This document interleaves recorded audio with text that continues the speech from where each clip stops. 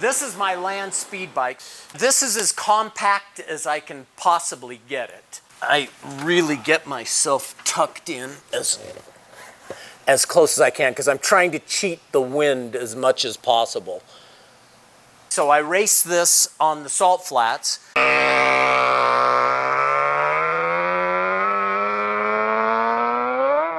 Now I get asked this all the time. If you're going 160 miles an hour, aren't you scared? And I was thinking, no, I'm not, because I'm thinking so much about all of the pieces I've made. How long have you been working on this? This bike, I think I've been campaigning this bike 16 years. So quite a while. And it's essentially exactly the same as that bike. This, of course, is very modified. This engine I build completely. It's my own design. And, you know, I start with a big chunk of aluminum and machine this whole entire piece.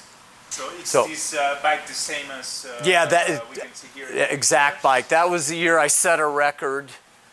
Bonneville. The hard part is you're wide open throttle for probably 2 miles until you break the first light, and then you have to hold it wide open for a full mile until you break the next light. So this was an air-cooled engine, the original air-cooled engine, and I couldn't get rid of the heat. So I spent 6 years, and at one point I had patio atomizers in the front trying to keep it cool because I found out that vintage airplane racers did that to help keep cool. And it's like I was incorporating everything I could to accomplish my goals. And I finally just gave up and said, okay, I've got to build a liquid-cooled engine. So I ended up, this is my 5th complete engine for this bike. And when I build, I mean, I make everything. The crankshaft, connecting rods, pistons. I make every single piece for this. Being a machinist is kind of a curse and a blessing at the same time because the abyss is so deep of where my imagination and my skills take me. And this is an off-road concept, you know, and it's got a center hub steering mechanism, and then the steering apparatus is all right here. And it suspends off of this center point. And this is all thin wall chromoly tubing, so it's not going to weigh very much when it's done. And I get 18 inches of ground clearance and travel, so it's just kind of a different way of thinking. This is a sports bike engine, so it makes 100 horsepower, so it's going to be terrifying. It's going to be a handful and a ton of fun. See, I've built bikes like this for most of my life. So now I'm in a place where my skill and my imagination, I can kind of let run rampant and build the craziest ideas.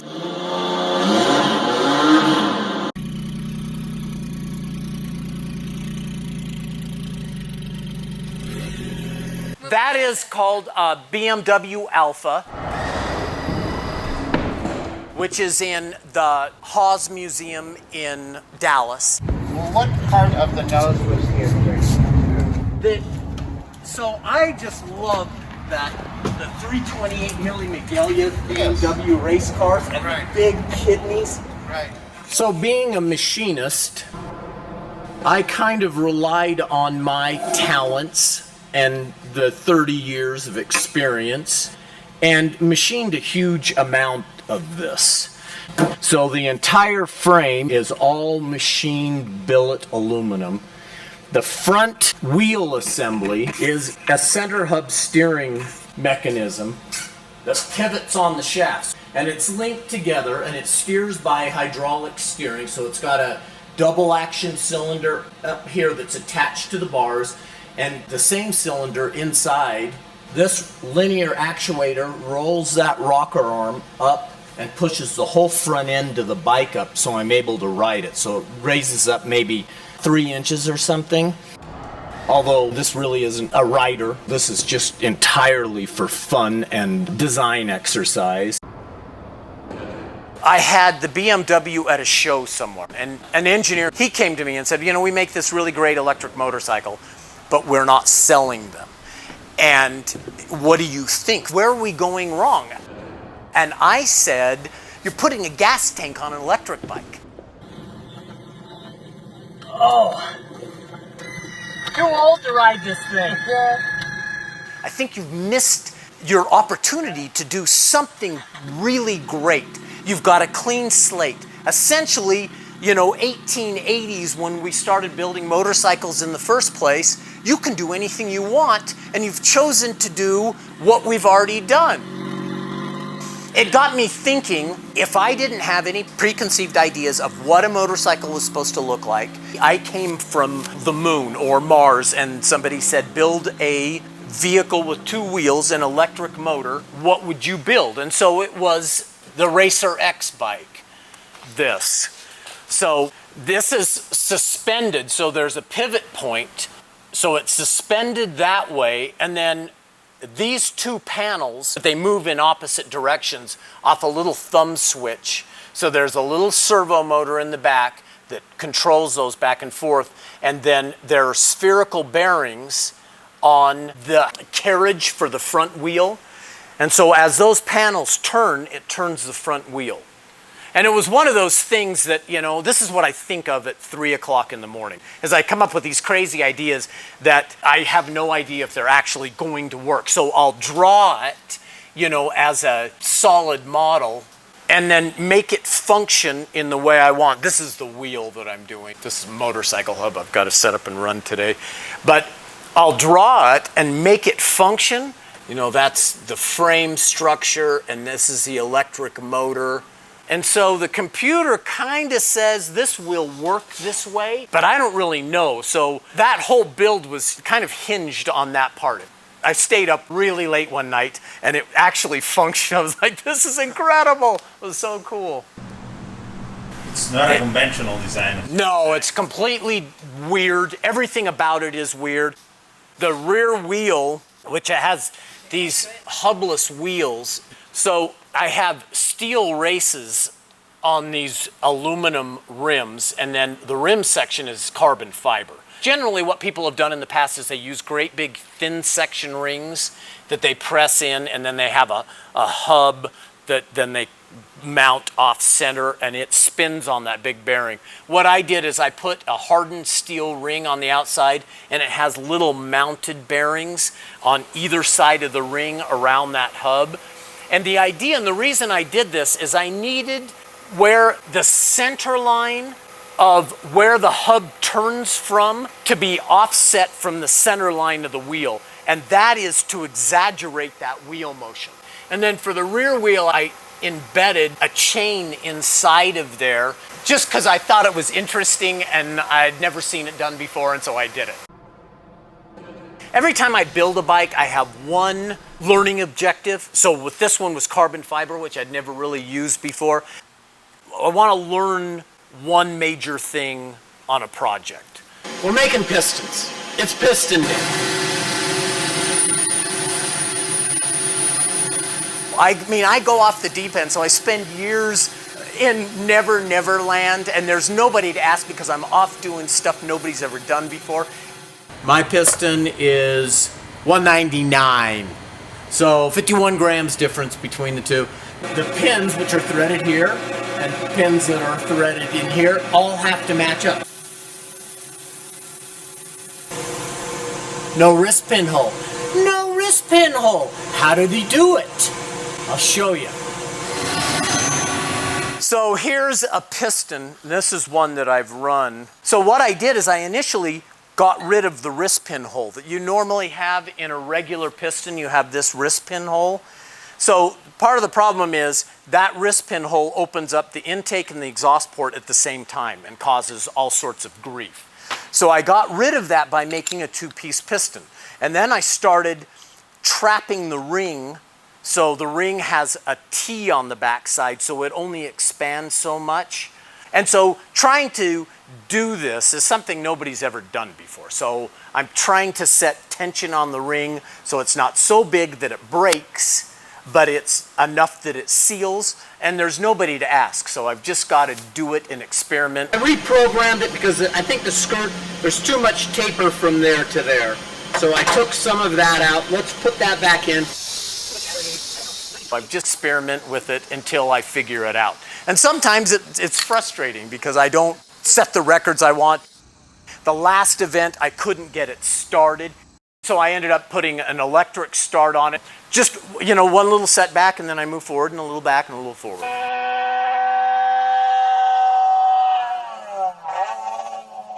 Are you a bit like a test pilot, trying them out and you can crash? Yeah, but I would say more test engineer, because the writing is really no brain. It's getting it to all function correctly. I have hundreds of these up on the shelf that have come apart and broken and seized and all sorts of stuff. And I just keep working at it. That stand over there is a dynamometer. So the engine cradles into here, and then this chain comes up and goes around the sprocket. And it spins this 712-pound flywheel. Which is a little terrifying. In about third gear, that is spinning about 2,000 RPM, and you can feel the ground shake.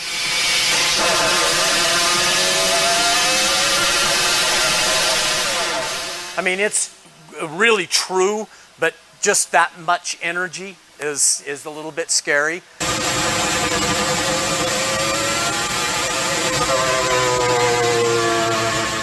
And so that tells me if I've made horsepower or lost horsepower.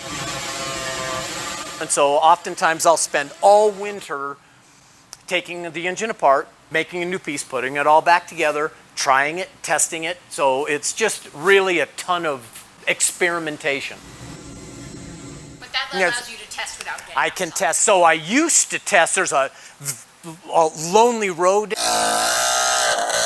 And I used to test out there, but I'm making a 130-mile-an-hour pass. It's open range. The bike is completely illegal. It's not like I have a title. It's pieces and parts, but I have many thousands of hours, so I would be heartbroken to lose it all. So any highway patrol that came out going, "What are you doing?" Or a cow crosses the road. So I tried to get the local motorcycle guys that have regular dynos, and they wouldn't touch the race bike. So I built my own. But you built this. Yeah. Wow.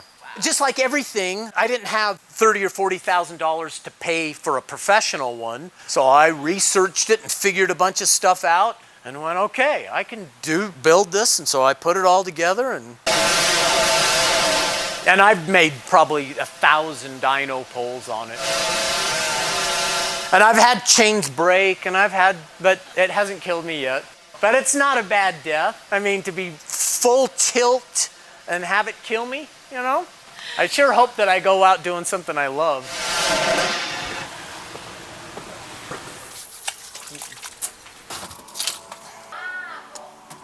Water? Anyone?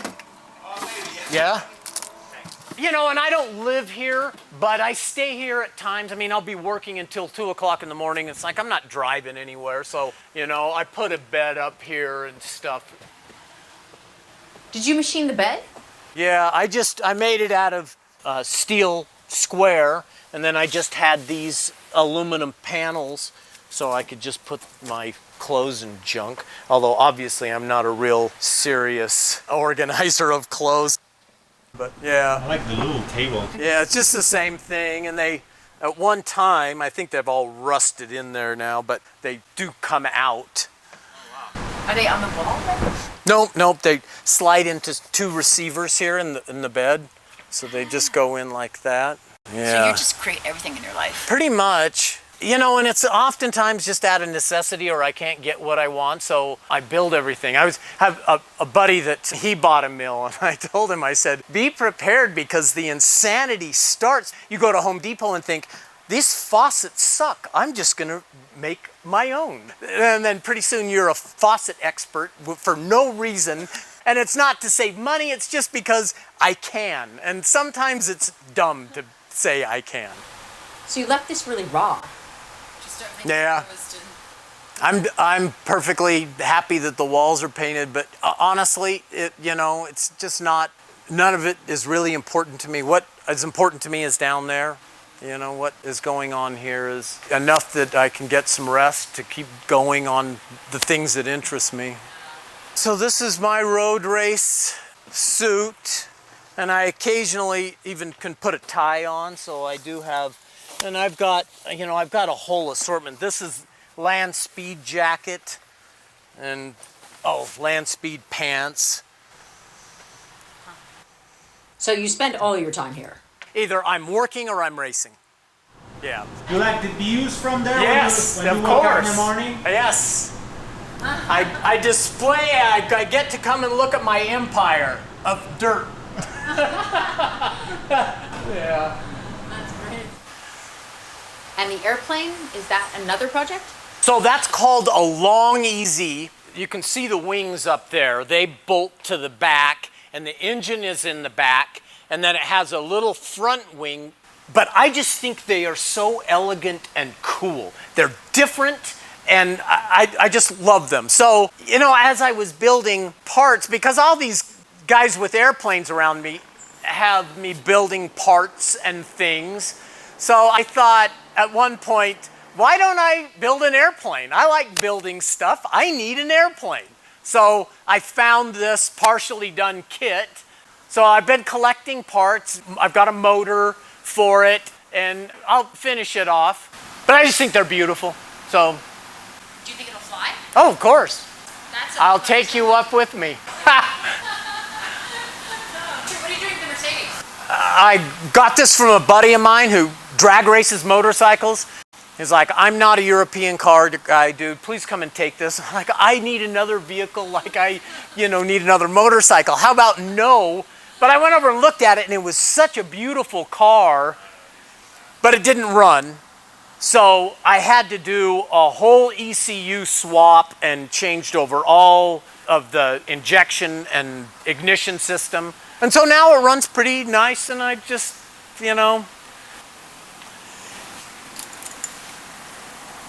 And this, and this is all original. And that's oh yeah.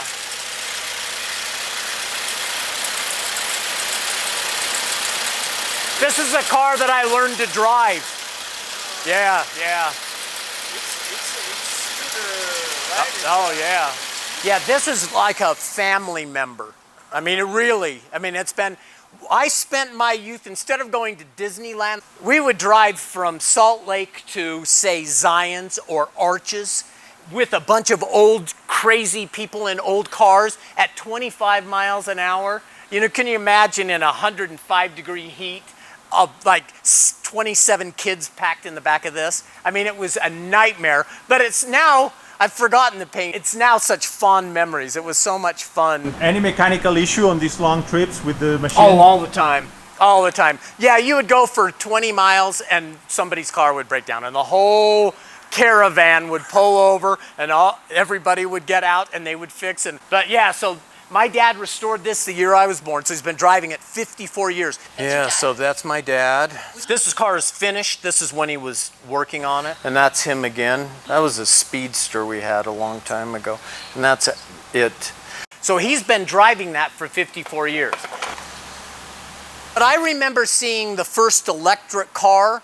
So electric cars are really not anything new. So it's not a revolutionary thing. I think it has the potential. I think the idea that we're trading energy from one place to the other, it really isn't any more environmentally sound, but it has the potential to be. It's like if you go back to an oil-burning two-stroke, they're getting better and better, and we're finding ways to inject fuel directly into the combustion chamber, so they're getting very, very clean. But it takes an evolution in time. So what's the role of small shops? Are you interested in sort of sharing your know-how? Absolutely. Like my Piston is open source. It's out there. Anybody can build it. I would encourage people to do it. I think holding secrets back is silly. So this is a custom wheel for a 67 Mustang. So this tool, which is a 1/4-inch rounded end mill, this is kind of the finish pass. This is what it looks like going in. So it's already cut all of that material away. And it starts, that's one of the blanks that this started. So this is the back side, and then I'll put them in, and then this is what it's cutting now. So that's what all the bar stock is for. So I bring in just a 12-foot long piece of material and cut it into the shape I need, and then cut it down and down and down until I get what I want.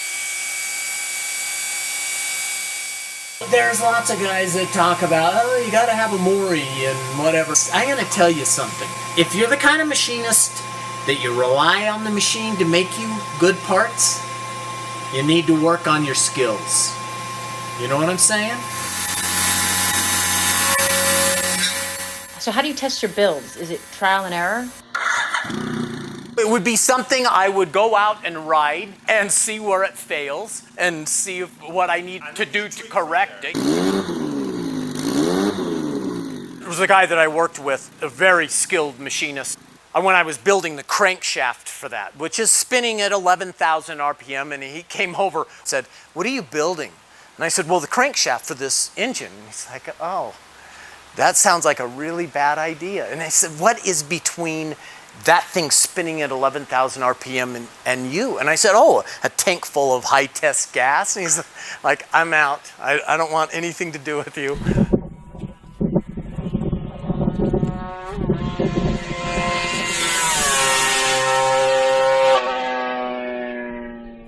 But I think you've always got to have a human element to it. Well, I got the tunnel all welded in. There are times when I can weld. You know, after I get it rolling for a while. And it looks really, really good, both sides, except for the front here is a little bit.